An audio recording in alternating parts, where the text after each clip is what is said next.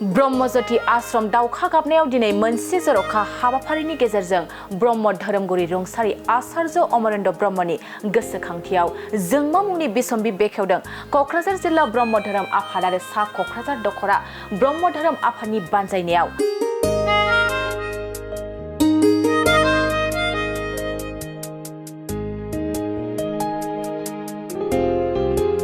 धोरोमगुरि अमरेन्द्र ब्रह्मनि होलांनाय बिहोमा आरो बिथांनि मावलांनाय हाबा हुखाफोरखौ अराय सम गोजोर लाखिनानै दोननो थाखाय क'क्राझार जिल्ला ब्रह्म धोरोम आफाद आरो क'क्राझार दख'रा ब्रह्म धोरोम आफादनि जथाय बानजायनायाव सेबखांनानै दिहुननाय जोंमा मुंनि बिसम्बिखौ दिनै बुद्ध पूर्णिमानि गोथार बुब्लियाव बेखेवना होयो क'क्राझार जनजाति विधान सभा बियाबनि एमएलए लरेन्स इस्लारिया।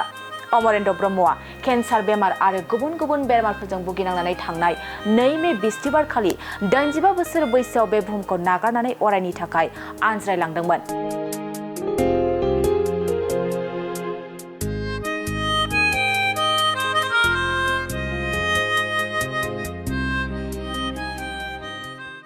थांनानै थानाय समाव आचार्य अमरेन्द्र ब्रह्मआ फोरोंगिरि साख्रि मावनायजों लोगोसे ब्रह्म धोरोम फोसावनाय बोसोन होनाय जयग होनाय बायदि गोबां धोरोमारि खामानि मावनायजों लोगोसे मिरु ब्रह्म धोरोम आफादनि बिबानगिरि महरैबो बिबान रुजुनदोंमोन। बे हाबाफारियावनो बाहागो लायो मिरु एबसुनि सुबुं फोनांजाब नेहाथारि सोमदोन ब्रह्म, लोगो हारिमु नेहाथारि बुद्धिराम बसुमतारी, क'क्राझार जिल्ला आरो सा क'क्राझार दख'रा ब्रह्म धोरोमारि आफादनि गुबुन गुबुन बिबाननि बिबानगिरिफोरजों लोगोसे ब्रह्म धोरोमनि बक्तफ्रा गथ'निफ्राय साबायखर बावनाय थाबाय। दिनै क'क्राझार जिल्ला ब्रह्म धर्म आफादनि लोगोसे सा क'क्राझार जिल्ला आन्चलिक ब्रह्म धर्म दिनै दावखा गाबनाय ब्रह्म मन्दिराव दिनै 23/5/2024 मायथाइयाव सानसेनि रायज्लायनानै माबामोना जिहेतु रुंसारि जालांनाय मानगोनां अमरेन्द्र बाबा आचार्यनि दिनै लेखा बिखावनायनि फारिलाइमोन। बे फारिलाइयाव जों गासैबो दुलाराय ब्रह्म धर्म आफादनिफ्राय दिनै मानगोनां नेहाथारि बाबा आरो लोगोसे लेङाइ आफादगिरि बाबा आरो गासैबो बाबामोननि गेजेरजों दिनै बेखावनाय हाबाफारिया जालांबाय। बा जोंनि क'क्राझार बियाबनिनो मानगोनां एमएलए लरेन्स इस्लारि बाबाया बे लेखाखौ लरेन्स इस्लारि बाबाया बेखावना होलांबाय जोंमा मुंनि लेखाखौ। बेखायनो बे जोंमा बाबायाथ' आचार्य अमरेन्द्र बाबानि जिथु जिउ खौरां लानानै बे रनसायफोरखौ लिरदोंमोन। जाय बाबामोना दिनै बे मा होनो रंगिना संगिना बे रनसाय बिसम्बि लिरनायाव बाहागो लानानै दिनै जोंखौ आबुं भाबैनो जाहोबाय। बेनि थाखाय आं बे बाबामोननिसिमबो आंनि गोसो गोरबोनिफ्राय साबायखर बावबाय। जाय बाबा जे बाबामोना दिनै बै जे लेखा लिरनाय बे रनसाय बाबामोन दंमोन बे बाबामोननिसिम आं आफादगिरि नेहाथारि बाबामोननिसिम आं साबायखर बावनानै दिनै जिथु फारिलाइ बे फारिलाइया आबुं भाबैनो दिनै जगतफोरनि गेजेरजों जालांदों।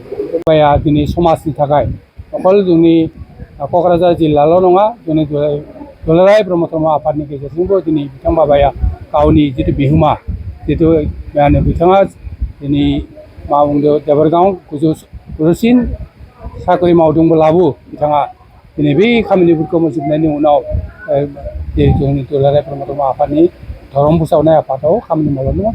आरो बाबाया मेहेर गोनां गावनि मा होनो धर्म शास्त्रनि गेजेरजों बाबाया दिनै गुबुन गुबुन हारिनि फोसावनायनि गेजेरजों बाबामोनखौ सोलोंसा हिसाबै दिक्षा होनानै बे बाबानि धर्म फोसावनायाव बाबाया बिहोमा होलांदोंमोन। दिनै थारैनो जोङो खोब गोजोननाय मोनदों। जोंनि बे ब्रह्मज्योति दावखा गाबनाय हाल्दैबारियावहाय क'क्राझार जिल्ला ब्रह्म धर्म आफाद आरो सा क'क्राझार ब्रह्म धोरोम आफादनि जुथायै बानजायनायाव सानसेनि मेहेरगोनां हाबाफारिनि गेजेरजों फुंनि 8 रिंगानिफ्राय बेवहाय हाबाफारि लानाय जादों। बिनि उनाव जोबनायावहाय थांनाय 2 मेआवहाय रुंसारि जालांनाय रुंसारि आचार्य अमरेन्द्र ब्रह्मनि बिथांनि गोसोखांथियावहाय जे जोंमा बिसम्बि बेवहाय बेखेवनाय हाबाफारि लादों। बे हाबाफारियाव दुलाराय बर' फरायसा आफादनिफ्राय जों मोनसे हान्जाया बाहागो लाफैदों आरो खोब गोजोननाय मोनदों। जों मिथिगौ रुंसारि आचार्य अमरेन्द्र ब्रह्मआ बिथाङा दुलाराय ब्रह्म धोरोम आफादनि लेङाइ आफादगिरि बिबान लानानै खामानि मावबोदों। बिनि सिगां क'क्राझार ब्रह्म धोरोम आफादनिबो बिथाङा खननै-थामसो आफादगिरि महरै बिथाङा खामानि मावदों आरो देबोरगाव गोजौसिन हायार सेकेन्डारि फरायसालिनि बिथाङा सासे बारग' फोरोंगिरि। जे बिथाङा जे बर' हारियाव जेनोखि धोरोम बिथिंजों लोगोसे सोलोंथाइ समाज फोसावनायाव जेरैबायदि बिहोमा होलांबाय, थारैनो जोङो बर' जाथिनि थाखाय बियो खोब बाख्नायथाव आरो बिथाङा जोंनि गेजेरनिफ्राय रुंसारि जालायनायाव थारैनो बर' जातियावहाय जोङो सुख'हो हायै खहा जादों होननानै जों सानो। दा बिथाङा गोबां बिथिङावहाय जरित' दङ। दायो मोनसे सावरायनाय हाबाफारिया सोलिबाय थानाय जादों।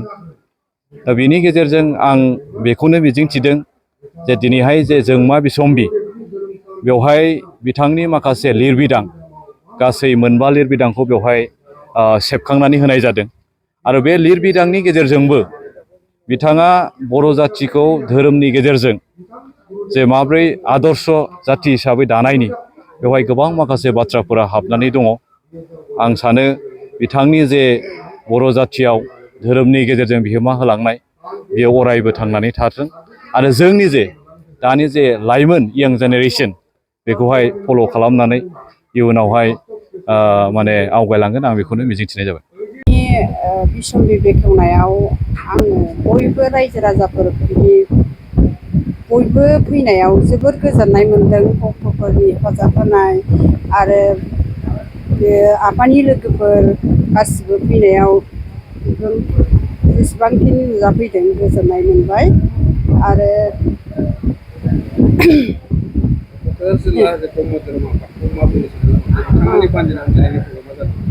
बेखौ बिराद मोजां मोनदों जोङो। आङो गोजोननाय मोनदों मानोना जेसेबां हागौ बे आफामोनहा जोंनि बे अलखदनि टाइमाव हेफाजाब होदों। हागौमानि बयबो जाय फाराफारि न'नि खामानियावबो बेहायबाबो हेफाजाब होदों। बिनि थाखाय जोङो बिराद गोजोननाय मोनदों आरो